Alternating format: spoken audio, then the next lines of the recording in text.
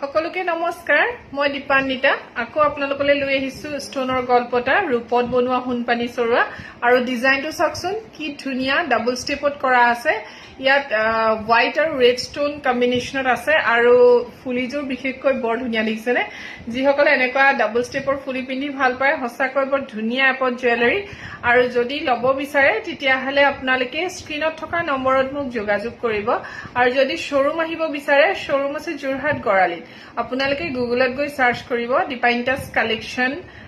Assamese jewellery আপোনালোকে মোৰ লোকেশনটো তাত ধুনিয়াকে দেখা পাব হেমতে আহিলেই হ'ল থ্যাংক ইউ নমস্কাৰ সকলোকে মই দীপান্বিতা আৰু পিন্ধি আহিছো ষ্টোনৰে গল্পটা অলপ আগতে হোৱাইট ৰেড কম্বিনেশনত দেখুৱাইছিলো এতিয়া একেটাই ডিজাইন হয় ডিজাইনটো অকনমান একেই নহয় নে কিন্তু এটো হোৱাইট পিংক ষ্টোনত হয় আৰু ইয়াত ডাবল ষ্টেপ নহয় সিঙ্গল ষ্টেপত কৰা আছে আৰু অলপমান দীঘলীয়া মানে মান নেক কভাৰ হোৱাকে দিছে বহুত ধুনিয়া হয় এটো আৰু ফুলিযোৰ এনেকৈ দিয়া আছে সব ইমান মৰম লগা গল্পটা সেটটো ন আপোনালোকে ওচৰৰ পৰা দেখিলে গম পাব আৰু এনেকুৱা কালাৰবোৰ বহুত কাপোৰৰ লগতে যায় হেতু কাৰণে হোৱাইট ৰেড বা হোৱাইট পিংক বেছিকে কৰা হয় আৰু যদি আপোনালোকৰ ভাল লাগিছে স্ক্ৰিনশ্বট এটা লৈ লব আৰু স্ক্ৰিনত থকা নম্বৰত মোক যোগাযোগ কৰিব